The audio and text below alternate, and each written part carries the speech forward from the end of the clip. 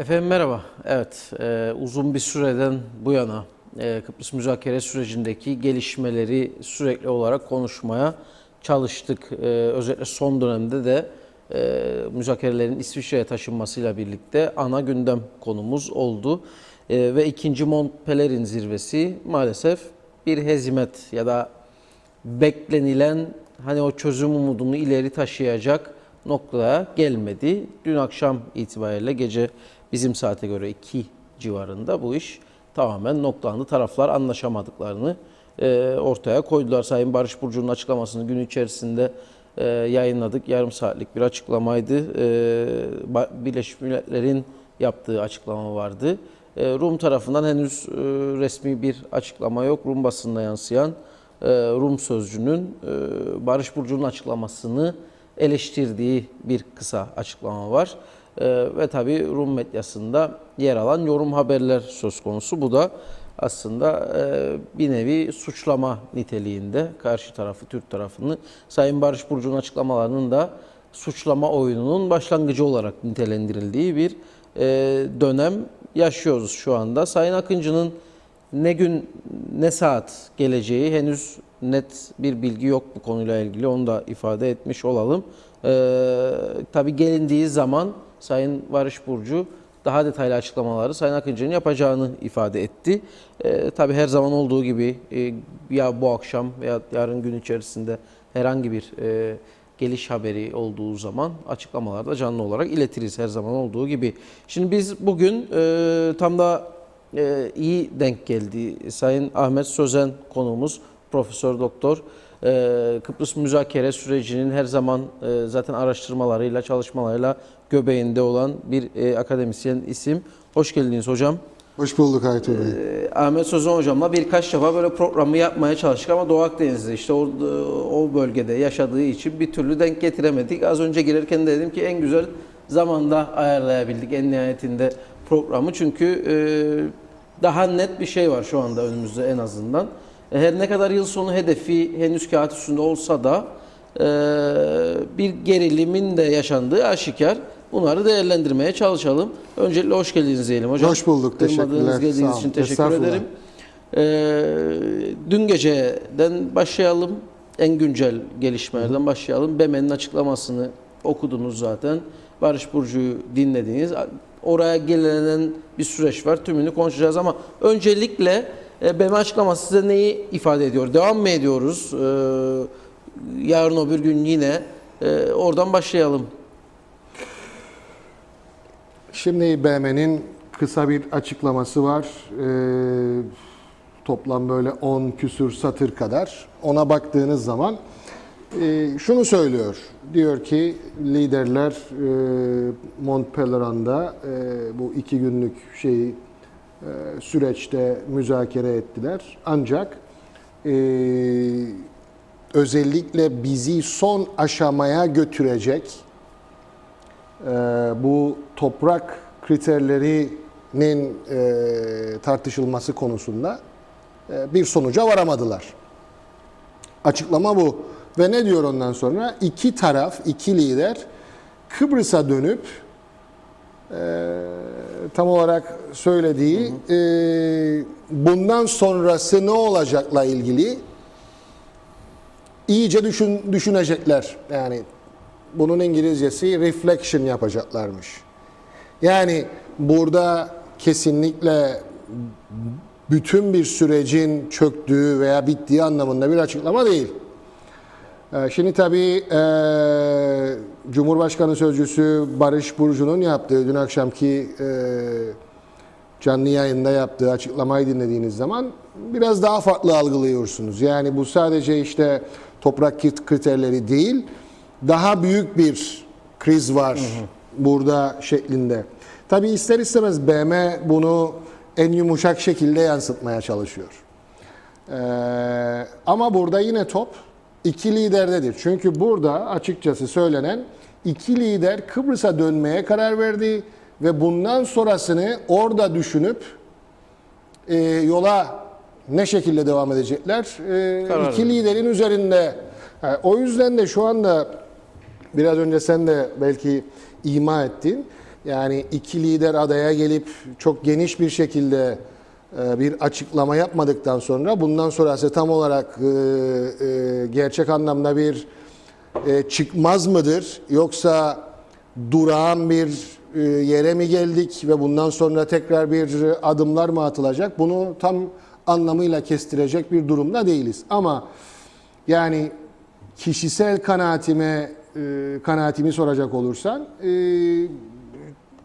bu süreç, yani Mayıs 2015'te başlayan bu sürece bütün taraflar, yani hem Kıbrıs Türk tarafı hem Kıbrıs Rum tarafı hem Birleşmiş Milletler, uluslararası toplum çok büyük bir yatırım yapmıştır. Yani finansal olarak demiyorum sadece, ki o işin finansal kısmı da var, ama çok büyük enerji ve çaba sarf edilmiştir. Ve gerçek anlamda da özellikle belli konularda oldukça ileri derecede yakınlaşmalar vardır. Şimdi bunların hepsi berhava edilip her iki tarafta artık kendi yoluna gidecek mi diyecekler. Yoksa şimdiye kadar, yani son 48 yıldır gördüğümüz resme yakın bir şekilde, yani bir yerden tekrardan güneş doğacak ve devam edeceğiz. Bunu göreceğiz. Benim şahsi kanaatim, özellikle arka planda Türkiye ve Yunanistan garantiler konusunu konuşmaya başladıysa ve bu sürecin çökmesini gerçek anlamda istemiyorlarsa bu süreç kurtarılabilir diye düşünüyorum açıkçası. Çünkü günün sonunda 2 veya 3 garantörü ilgilendiren garanti konusunu garantörler konuşma arzusundaysa, diğer konular zaten iç konulardır. O iç konularda da iki lider aslında çok ciddi yakınlaşmalara varmışlardır. Ve yani bu son Mont Pelerin ikinci tur zirvesinden önce Anastasiadis'in de yaptığı açıklamada toprak konusunda çok yakınız mealinde bir açıklama yapmıştı, hatırlarsanız. Evet. O yüzden de yani galiba o yakın, yani anlaşılamayan nokta, ki zaten bu biraz Sayın Barış Burcu'nun açıklamasında var, yani toprağın oranıyla ilgili bir anlaşmazlık soru. %29.22 diyor Sayın Barış Burcu, biz hani yüksekten de aşmadık bunu. Evet. Yani anlam planına yakın kaldı ki diyor. 12 yıl geçti, yani bunun üzerine bir sürü şey yapıldı. Bunu açabilirdik. Bir de buna ek olarak geri dönecek göçmen noktasında, yani sanki her nokta evet aşılabilir ama bu öyle bir karşımıza duvar bulduk diyor. Hiçbir şekilde esneme yok bu konularda. Bilmiyorum, yani o müzakere detaylarını zaten hiçbirimiz bilemeyiz oradaki insanların dışında. O yüzden de o konuda ben çok fazla bir şey söylemek istemiyorum, ama genel anlamda şunu hep söyledim ve hani parmağımın arkasına da saklanmıyorum.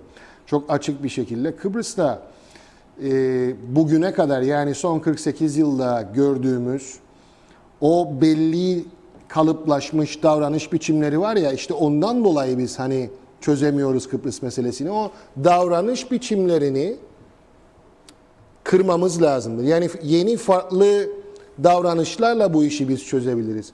Bunun kırmanın yolu da, aslında ben bunu son birkaç haftadır çok sık bir şekilde de dillendiriyorum. Belki bazı insanların hoşuna gitmiyor ama formül bellidir. Formül de şudur: Kıbrıs Türk tarafı Kıbrıs Rum tarafına cömert davranacak. Kıbrıs Rum tarafı da Kıbrıs Türk tarafına cömert davranacak. Şimdi hep şu örneği veriyorum. Biz Kıbrıslılar, gerek Kıbrıslı Türkler gerek Kıbrıs Rumlar aslında çok cömert insanlarız. Yani bir bakın Aytuğ Bey, bir yabancı geldiği zaman yediriyoruz, içiriyoruz, gezdiriyoruz, yatırıyoruz, kaldırıyoruz falan filan. Gereksel noktada hiçbir sorun yok da. Peki şimdi yabancılara karşı bu kadar cömert olan bizler niye kendi ada çocukları, yani bu adanın insanlarıyız, Kıbrıslı Rumlar da Kıbrıslı Türkler de, niye birbirimizle ilgili müzakereye geldiği zaman birbirimize cimri davranıyoruz? Tam tersine o adalılığın verdiği, o bizim kendi karakteristiğimizi müstakbel ortaklarımıza da göstermemiz lazım. Ve hep şunu söylüyorum: bizim elimizde, yani Kıbrıs Türk tarafının elinde Ne vardır? Daha çok toprak vardır verebileceği ve mülkiyet konusunda belki bir miktar esneme yapabilir. Kıbrıs Rumların elinde ne vardır? Beğenelim beğenmeyelim. Belki hani bu gibi bir alvere getirmek belki çok etik olarak hoş olmuyor ama müzakerenin bir de mantığıdır bu, bir doğasıdır. Kıbrıs Rumların elinde de anayasal konularda esneyebilecekleri bir manevra alanı vardır. Yani şunu söylemeye çalışıyorum, herkesin anlayacağı dilde. Kıbrıslı Rumlar, Kıbrıs Rum tarafı daha doğrusu, Kıbrıs Rum liderliği, anayasal konularda Kıbrıs Türk tarafının siyasi eşitliğine halel gelmeyecek bir şekilde ve çok açık bir şekilde tasdiklenecek bir şekilde esnemelidir. Nedir bunlar? İşte dönüşümlü başkanlık gibi. Belli konularda veto veya gizli veto gibi konularda Kıbrıs Rum tarafı Kıbrıs Türk tarafına cömert davranmalı. Ve Kıbrıs Türk tarafı da toprak konusunda ve mülkiyet konusunda daha çok esnemeli. Kıbrıs Rum tarafına daha çok cömert davranmalı diye düşünüyorum. Bence şey budur. Formül budur. Bu formüle girmezsek ve alışılagelmiş davranış biçimleriyle yani kemikleşmiş pozisyonlarla yani 60 sene önceki bir konuyu hala bugün aynı pozisyonda götürmenin çok anlamı yoktur diye düşünüyorum. Örneğin açıkçasını söyleyelim. Güvenlik garantiler konusu. Güvenlik garantiler konusu 60 sene önceki konuyla aynı mıdır? Yani şunu söylüyorum. Bunu söylüyor Türkiye'de Kıbrıs Türk tarafı Kıbrıs'ın 60 sene önceki durumuyla veya bölgenin veya dünyanın veya bölgedeki veya dünyadaki tehdit şekilleri ile bugünkü tehditler aynı mıdır? Yani mesela 60 garanti anlaşmasıyla siz örneğin mülteci krizi yaşanırsa veya ne bileyim Allah muhafaza bir nükleer kriz yaşanırsa bu bölgede veya bir İslam devletiyle alakalı veya ne bileyim cyber terörizmle alakalı bir şeyleri çözebiliyor musunuz? Çözemezsiniz. Onu çok daha farklı, çok daha geniş bir güvenlik penceresi içinden bir süzgeçten geçirmeniz lazım ve onu bugüne uyarlamanız lazım. O yüzden de 60 yıl önceki pozisyon ile bugünkü pozisyon farklı olmalı diye söylüyorum. Yani 60 sene önceki pozisyonu hiç değişmeyecek şekilde savunmak da maksimalist bir yaklaşımdır. Onu söylemeye çalışıyorum. Anladım. Yani şu en azından kameralar önünde konuşulan ve yansıyan şey tabii ki 60 noktasına değiliz, 1960 noktasına garantileri ve Evet. güvenlikle ilgili. Evet. Bu konuda farklı konular tartışmaya hazırız ama Yunanistan zaten zirveye de bir sıkıntı yarattı. Ve Evet. bu tarafı Onu konuşalım çünkü orası enteresan. tamamen aşılması yani tamamen kabul edilmeyeceği yönünde. Yani biraz da aslında hani karşımızdaki duvar ifadesini ben ilginç buldum çok. Sayın Evet. Barış Burcu'nun buna belki de yoradabiliriz. Şimdi Yunanistan'la alakalı bir kriz çıktığı çok barizdi. Bu kriz niye çıktı? Biraz bunu sorgulamak lazım.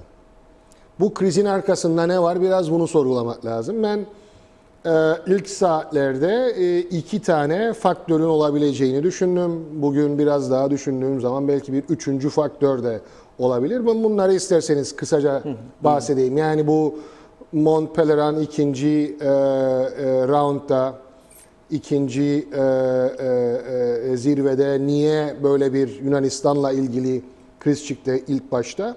Şimdi birincisi eğer Anastasiadis içten başlayarak dışa doğru gideyim. Eğer Anastasiadis artık baktı gördü ki bu iş sona doğru gidiyor ve fakat içeride hala %50 artı garanti değil. Yani evet kendisi bir anlaşma yapacak ama bu anlaşmanın referandumdan geçip geçmeyeceği konusunda çok büyük soru işaretleri varsa bu tünele girmek istemeyecektir. Kendi sebeplerinden dolayı. Çünkü tekrardan bir uluslararası toplumun nezdinde yapılacak bir referandumda Kıbrıs Rumların tekrardan hayır demelerinin enkazı veya o işin Yaratacağı kostu diyelim Kıbrıs Rumlara maliyeti müzakereleri baltalamaktan daha yüksek olacaktır. Bunun hesabını yapmıştır belki ve hani Yunanistan'a da aracı koyarak hani bunu biz biraz daha yayabilir miyiz? Veya bunu biz biraz buna tökez koyabilir miyiz gibi bir yola gitmiş olabilir. Bu birinci faktör. İkinci faktör, biliyorsun geçen hafta Yunanistan'ı Obama ziyaret etmişti. Evet. En son artık veda turlarına falan çıktı Obama. Ve orada şunu söyledi. İşte Yunanistan halkı çok büyük bir çile çekti son zamanlarda, işte bu ekonomilerini de yavaş yavaş düzeltiyorlar. Daha fazla yardıma ihtiyaçları var. Avrupa Birliği'nin de artık bu borçlar konusunda biraz daha yardımcı olmasını diliyoruz falan gibi. Şimdi orada en azından benim bir kaynağımın benim kulağıma getirdiği şöyle bir şey olabilir diyorlar. Çipras'ın Kıbrıs meselesiyle borçlar meselesini bağlantılandırdığı bir şey yapmış olabilir. Buna İngilizce'de linkage politics derler. Yani farklı konuları birbirine bağlayarak bir şeyler almaya çalışırsınız. Yani Avrupa Birliği'ndeki büyük aktörlere şu mesajı veriyor. Kıbrıs'ta benim adım atmamı istiyorsanız borçlar konusunda siz de bana yardımcı olun falan gibi. Bu başka bir faktör. Bir üçüncü faktör ki bu da çok enteresandır. Rusya bağlantısı. Yani şunu çok iyi biliyoruz ki geçen aylardan itibaren Rusya'nın Kıbrıs'taki büyükelçisi Kıbrıs Rum tarafındaki bu geleneksel hayırcı partiler var ya, küçük küçük, DİKO gibi, EDEK gibi vesaire. Bütün bunları dolaşıyor. Parasal yardım da yapıyorlar kampanyalarına, seçim kampanyalarına vesaire ve el altından Kıbrıs'ta bir çözümün önüne bir takoz koymaya çalışıyoruz. Çok bariz bir şekilde. Cyprus Mail dahi geçen haftaydı galiba açık açık şunu söylüyor. Kıbrıs'ın Rusya Büyükelçisi artık bu kadar müdahale etmemeli Kıbrıs'ta falan gibi. Şimdi benim en azından kulağıma gelen şöyle bir şey. Çipras veya Kocas'ın, Dışişleri Bakanı Kocas da biliyorsunuz Komünist Parti'den gelen birisi. Onların aracılığıyla sürece Rusya'nın takoz koyması. Tabii Rusya niye Kıbrıs'ta bir çözüm istemiyor? Bunu sorgulamak lazım. Bu daha da derinlere gider. Özellikle bu bölgenin jeopolitiği ve Rusya'nın enerji hatlarıyla alakalı. Yani bu bölgede kendisinin dışında başka alternatiflerin ortaya çıkmasını haz etmiyor. Mesela özellikle bu Doğu Akdeniz'deki yataklar, doğal kaynakların özellikle yenilerde keşfedilirse, mesela Mısır'ın en son keşfettiği Zor yatağına yakın ki son yıllarda keşfedilen en büyük yataklardan birisi ve bu bölgenin en büyüğü. Şimdi jeolojik yapının, yani Kıbrıs tarafında da jeolojik yapının benzer bir yapıda olduğu ve Kıbrıs'ın münhasır ekonomik bölgesi içinde de önemli Zor yatağına yakın kaynakların olduğu söyleniyor. Bunların kendi doğal gazına bir alternatif olmamasını ve bir rakip olmamasını da istiyor Rusya. Yani tabii Kıbrıs'ta bir çözümü açık yapamaz. Daha doğrusu açık takoz koyamaz ama bu kapalı kapılar ardından kendine yakın bazı aktörleri devreye sokabilir diye düşünüyorum. O yüzden bunlar da bu krizin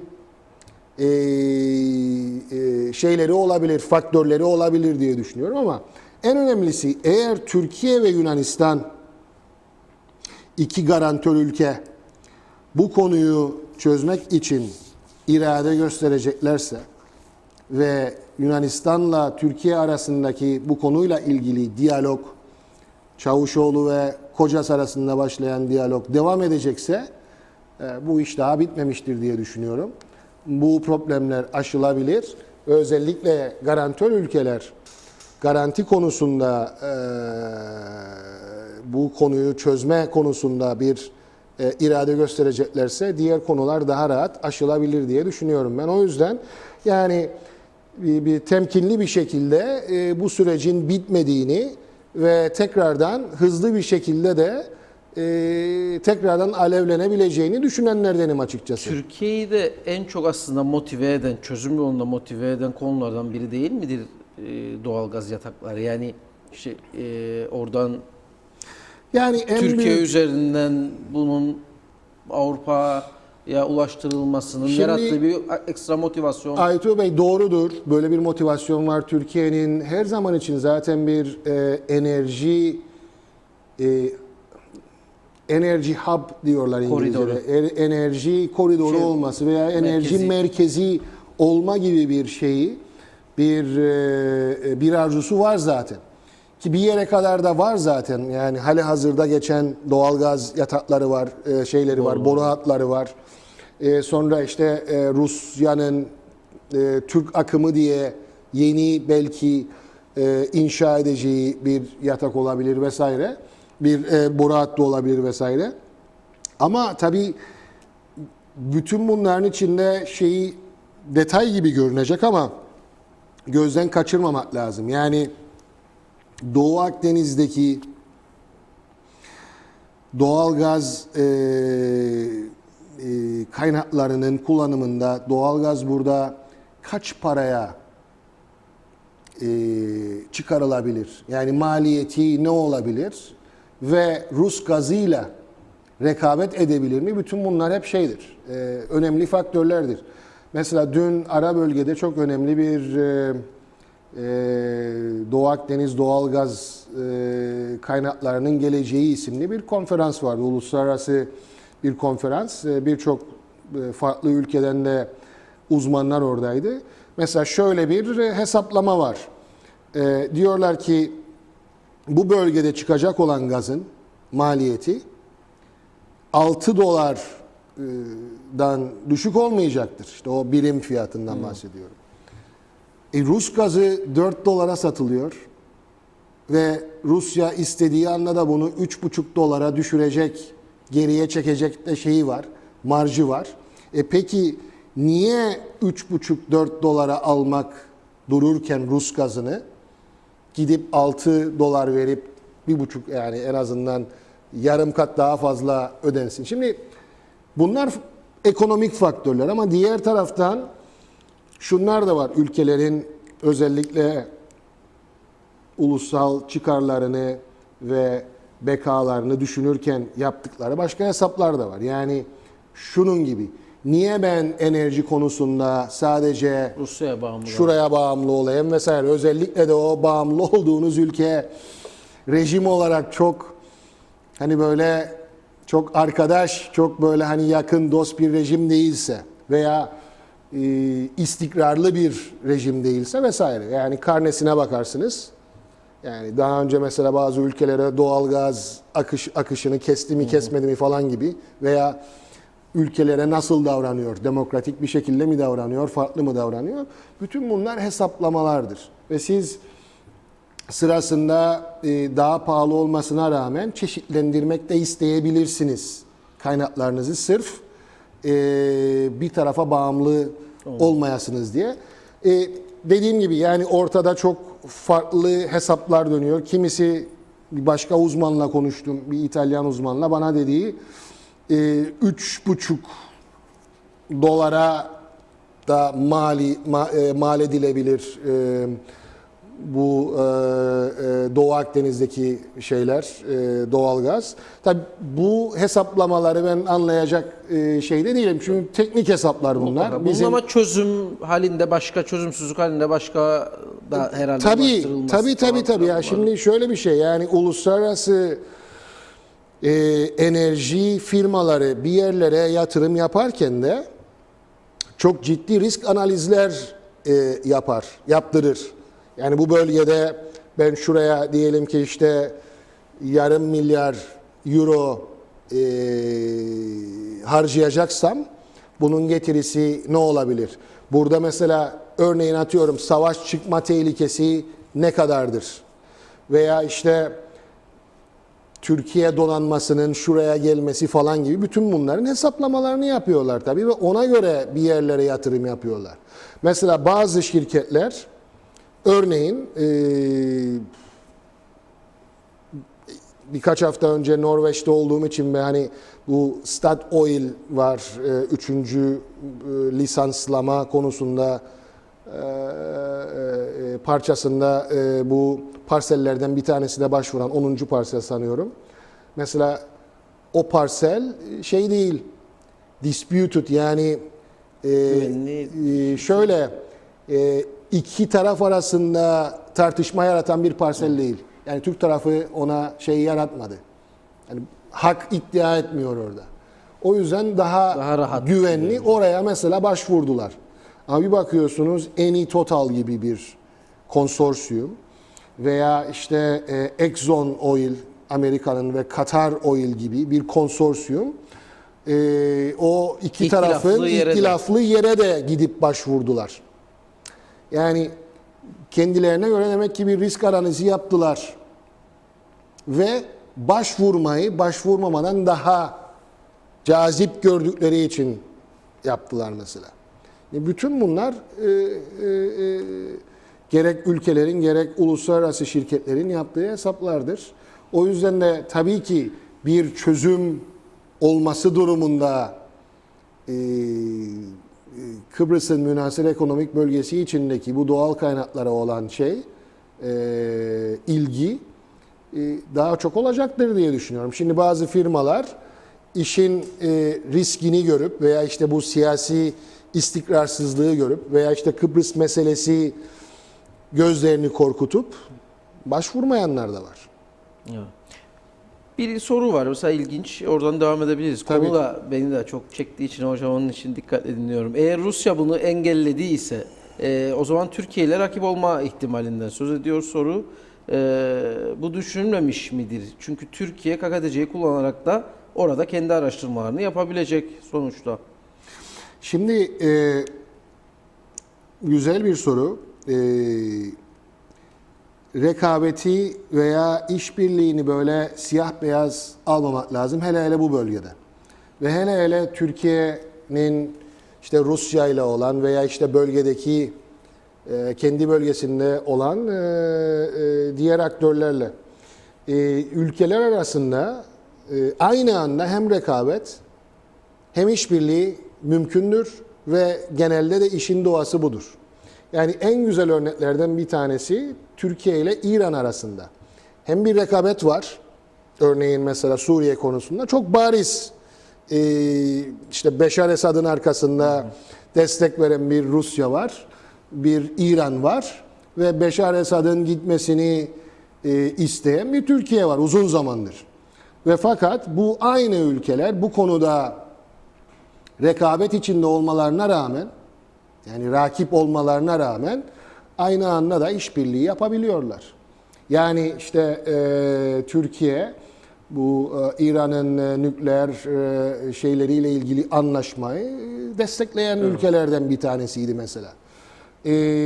İşte Rusya ile en son Erdoğan'ın uçak düşürülmesinden sonra tekrardan normalleşmenin başlayabilmesi için kaç kez görüştükleri işte St. Petersburg zirvesi, işte İstanbul'daki enerji konferansı vesaire bir dolu görüştüler. Yani aynı anda hem rakip olabiliyorlar belli konularda ama başka konularda da işbirliği yapabiliyorlar. Evet. Bu yani birbirine aykırı şeyler değil. Yani ve birbirini tamamen silen şeyler, ortadan kaldıran şeyler değil. Peki müzakereler şu an itibariyle hani tamam gelecekler filan ama hani genel algı belli noktalarda artık büyük yer almıştır. Ve olmayacaktır. Yani bundan sonrasında hani yıl sonuna çözüm hedefi falan tutturulması çok güç. Ama tabii ki denenebilir. Ama sonrasında Ocak'la birlikte hani Total'in artık sondaj çalışmalarına başlayacağı döneme giriyoruz. Türkiye'nin mutlaka hani geçmişteki tecrübelerimize de dayanarak oralarda varlık göstereceği aşikar. Hatta biraz ben daha bir şey düşünüyorum. Hatta yani çünkü bana çok şey gelmezdi daha önce. Hani Rusya'nın bile eğer öyle bir ortam oluştu ve uçağını düşürebilecek bir Türkiye kendini gösterebildi o noktada. Yarın burada daha farklı bir takım adımlar da atabilecek cesareti bulabilir inancında olanlardanım ama bu Ne tabii, gibi mesela? yani sadece gemisini gönderme değil, bir takım fiziki temaslar da mümkün olabilir belki veyahut da hiç olmayabilir ama hani yani o noktaya kadar gidebilir mi iş ve bunun yaratacağı bu sadece Kıbrıs'la alakalı bir durum olmayacaktır günün sonunda bu huzursuzluklar. Geçmiş tecrübelerimize de baktığımızda dünya her zaman bu konularda uluslararası güçler Güney Kıbrıs yönetiminin yanında duruyor. Yani kendi münhasır ekonomik bölgesi içerisinde yapacağı aramalar konusunda. Bir farklı kriz ortamının içinde mi buluruz kendimizi? Şimdi bakın, benim en son yaptığım okumalarda, incelemelerde şunu görüyorum. Bu üçüncü lisans verme işlemleri sanıyorum 2017'nin Mart'ını falan bulacak. Belki Nisan'a bile sarkabilir. O yüzden de ilk sondaj çalışmaları ne kadar erken başlarsa başlasın, yani Nisan 2017'den önce beklenilmiyor. Yani o Nisan 2017'ye kadar zaten referandumda pencere oralara var. yerleştirmiştik olsaydı. Bilmiyorum, belki yazın falan da olabilir şey. Sonra bu şirketler de yani olayı gördükten sonra eğer bir tünele girilmişse, bir çözüm tüneline girilmişse hani onlar da birkaç ay erteleyebilir vesaire diye düşünüyorum ama yani görünürde en erken kazıların Nisan ve sonrasında başlayacağı. O yüzden Nisan 2017'ye kadar doğalgazla alakalı bir kriz konusunun çıkabileceğini düşünmüyorum.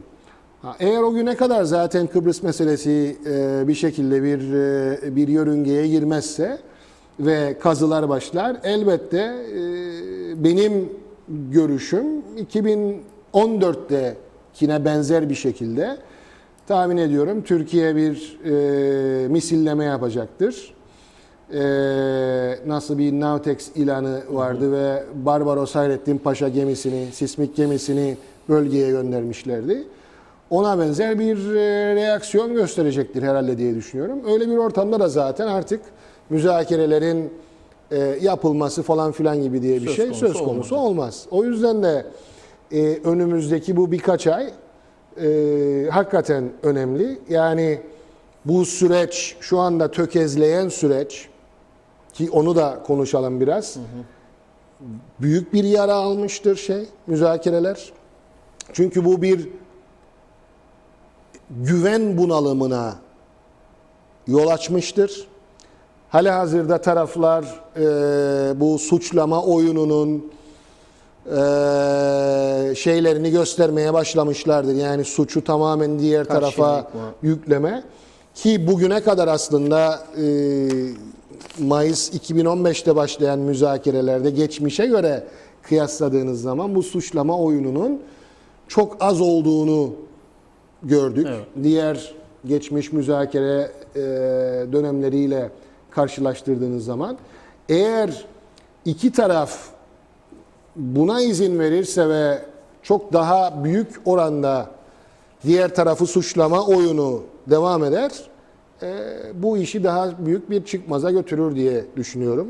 Ve iki taraf arasındaki güven bunalımı daha büyük bir boyuta gelebilir. O zaman da hani müzakere masasına tekrardan gelme ve o masada bu güven bunalımı içinde müzakerelerin ne kadar verimli olabileceği konusunda da ciddi soru işaretleri olur. O yüzden umarım iki tarafta da bu suçlama oyunu kısa bir süre sonra biter ve iki lider BM'nin açıklamasında dediği gibi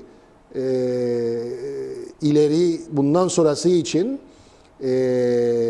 ne düşündüklerini daha serin kanlılıkla ve daha rasyonel çizgilerde düşünüp bu süreci bugüne kadar yapılan bu kadar çaba, emek, zamanı boşa harcamazlar ve bu süreci kurtarırlar diye düşünüyorum. Sayın Akıncı aslında giderken, ikinci Montpellier'in zirvesine giderken de hani öngörü vardı sanki. Evet, Yani evet. mesajlar Evet. çok açık olmamakla birlikte Evet. gerek Yunanistan'a Evet. gerek Rumelilerine vermişti bu mesajlar. Şimdi algılayabildiğimiz kadar son noktaya geldik gibi.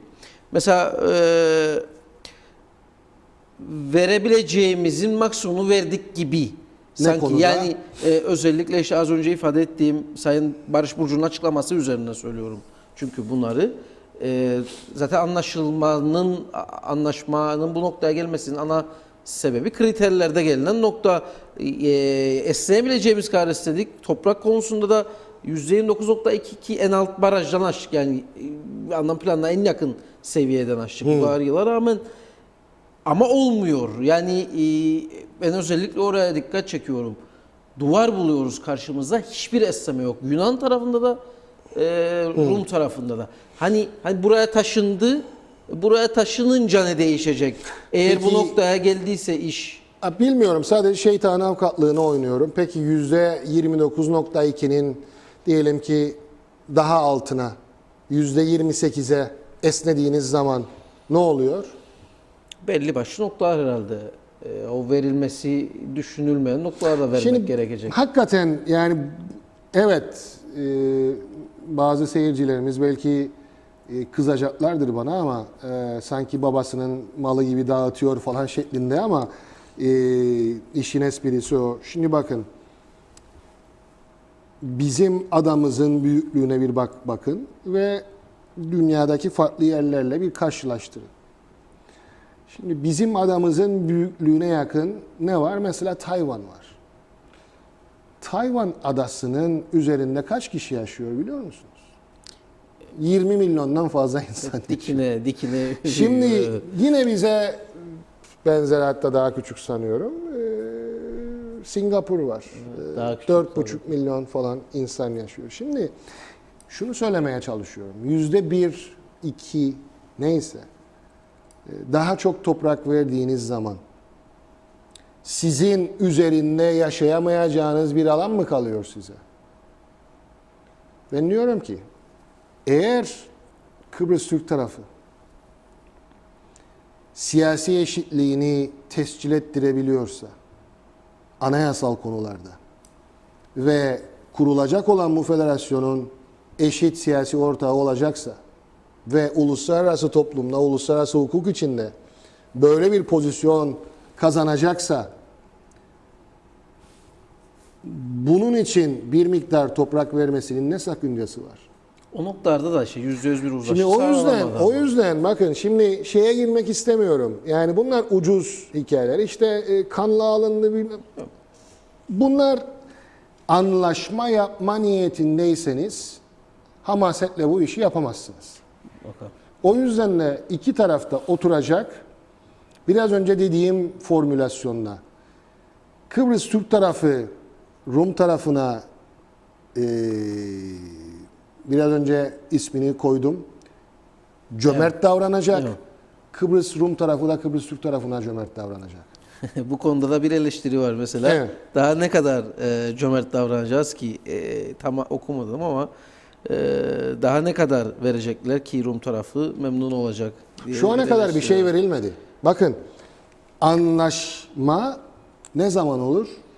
Bütün konularda taraflar anlaşmadan hiçbir konuda anlaşma olmaz.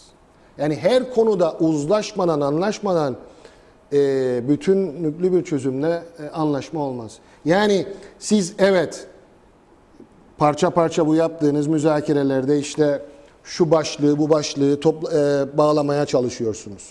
Ekonomi başlığıdır, yönetim güç paylaşımıdır, mülkiyettir vesaire. Ama günün sonunda en son bütün bu kapsamlı çözümün kabul edilebilmesi için iki tarafın rıza göstermesi lazım. Yani o en son aşamada kapanmamış konular arasında bir al-ver süreci olacaktır. O yüzden şu anda daha bir şey verilmiş değil. Onu anlayalım. Evet. Ve bir şey de alınmış değil. Tabii ama bunlar BM belgesi oluyor. Günün sonunda bir sonraki başladığı zaman süreç gene bunlar ortada Muhakkak. üzerinden devam Yani ediyor. buna şey diyor Birleşmiş Milletler, body of work diyor. Yani bugüne kadarki şeylerin, literatürün bir araya gelmesi. Yani ben de bu dersi verirken Kıbrıs müzakereleri dersi veriyorum üniversitede. 77-79 Doruk Anlaşmalarından da bahsediyorum. 92'deki Gali Fikirler dizisinden de vesaire vesaire. Evet. Anlam planından da vesaire. Yani evet bunlar literatürün, Kıbrıs uyuşmazlığı literatürünün bir parçası olmuştur. Ne derler, AB mevzuatı deriz ya, Kıbrıs meselesi mevzuatı olmuştur bunlarda bir yerde ama bunların çok fazla bağlayıcılığı yok. Çünkü günün sonunda 2 defa tasdik edilmeleri lazım. Bir, liderler düzeyinde, ilk önce liderler bir kapsamlı çözüm konusunda anlaşması lazım. 2, bu yetmez. 2 toplum da aynı anda eş zamanlı ve ayrı ayrı referandumda bunu onaylaması lazım. Onaylamadığı zaman da hiç kimse kimseye bir şey vermez. Yani bunu aklımızda tutalım. Ben hep şey diye düşünüyordum hocam son dönemde. Ondan devam edelim. Yani verdik işte toprağı, az önce sizin dediğiniz gibi daha çok toprak verdik. Daha çok yönetim noktasında eşitliğimizi aldık falan. Toplumlar öyle bir hazırlandı ki bu sürece. Bu nasıl değişebilirdi? Eğer değişebilecekse diye soruyorum. 1,5 yıldır aşağı yukarı hiç değişmeyen örneğin garantiyle ilgili ya da işte güzel yurtla ilgili çok net söylemleri var örneğin hem Rum tarafında hem Yunanistan'ın.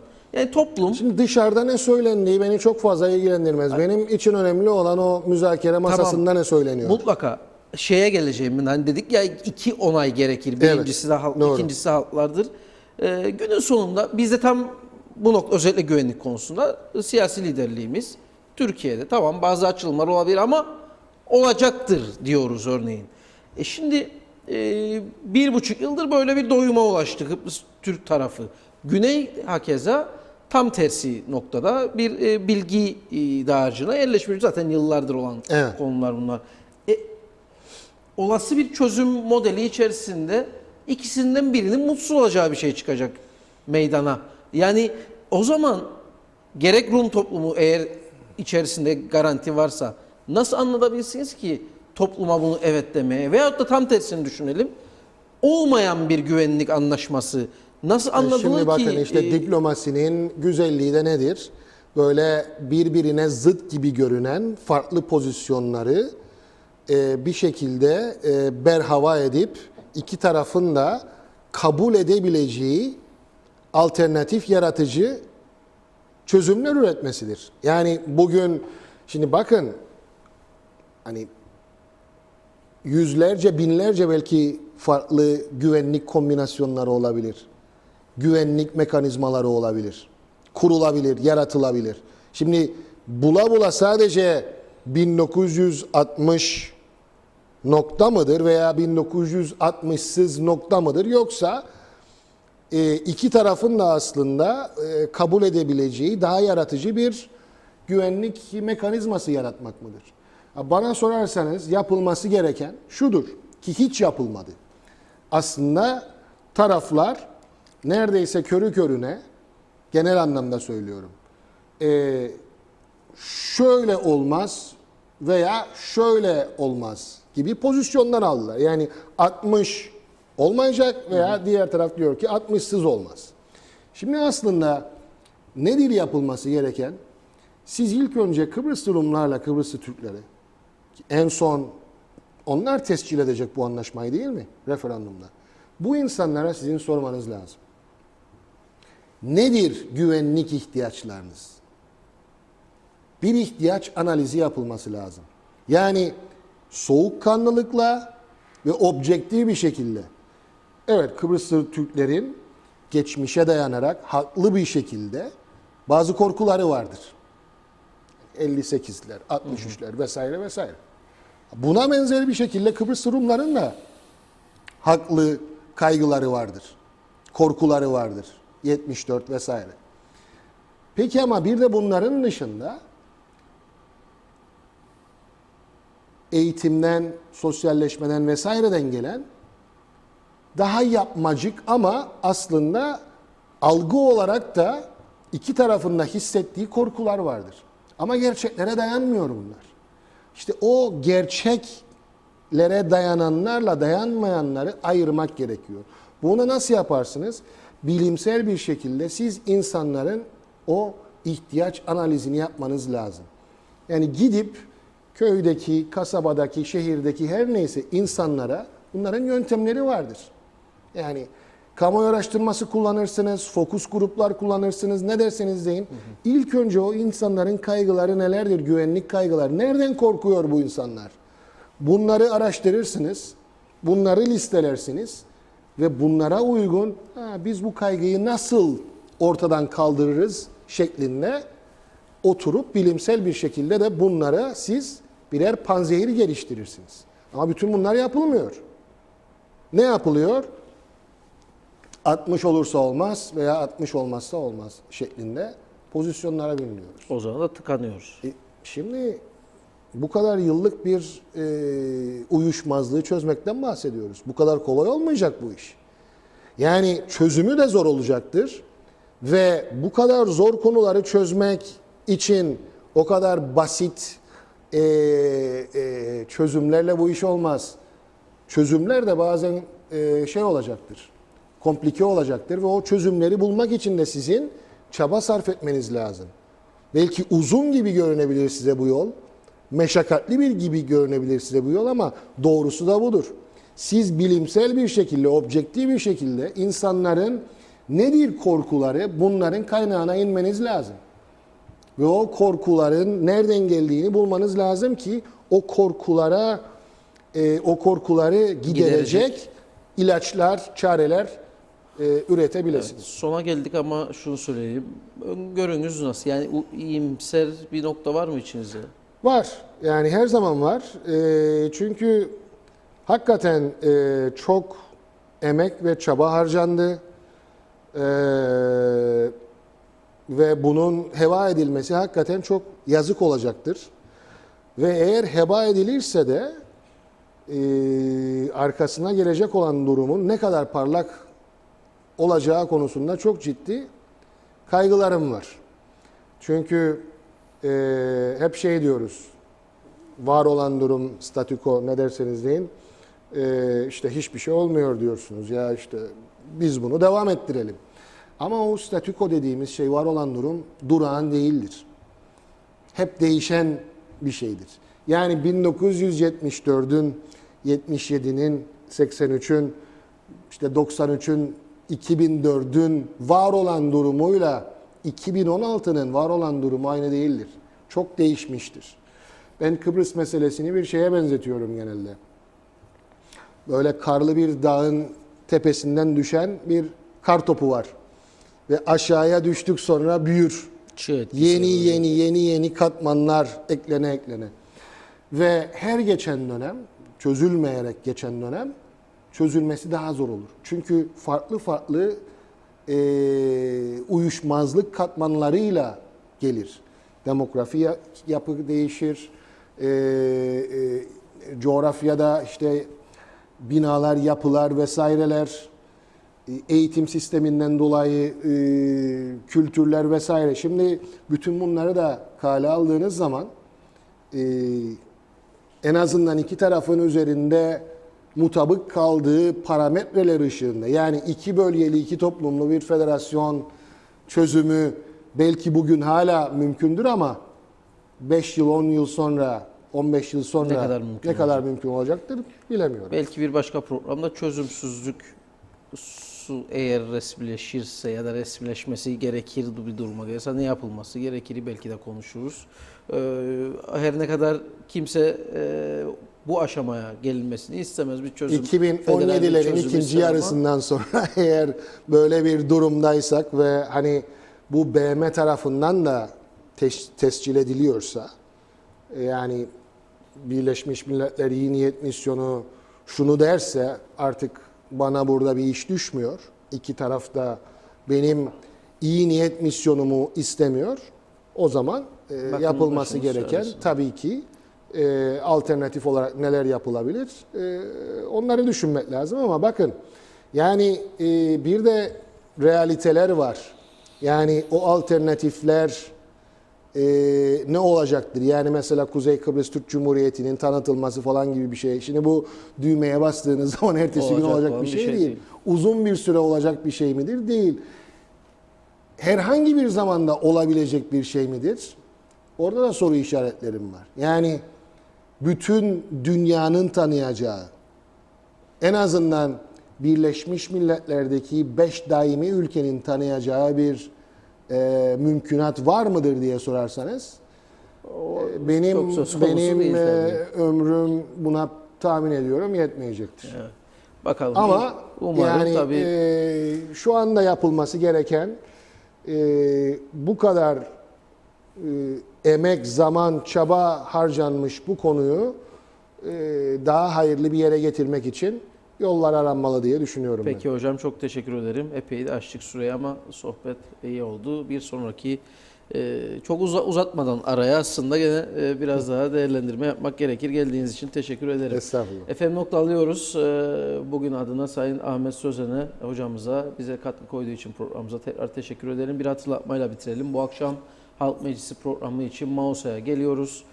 Maraş bölgesinde programımızı gerçekleştireceğiz. Mustafa Timisi'nin kahvesindeymiş efendim program. Herkesi bekliyoruz. Oraya, o bölge insanını dileyen dilediğini söylemekte serbest. Mikrofon sizde olacak. Oraya gidemeyenler için de Diyalog TV'den canlı olarak aktaracağız programımızı. Bugünlük bu kadar. Yarın tekrar görüşmek üzere diyelim. Herkese iyi günler.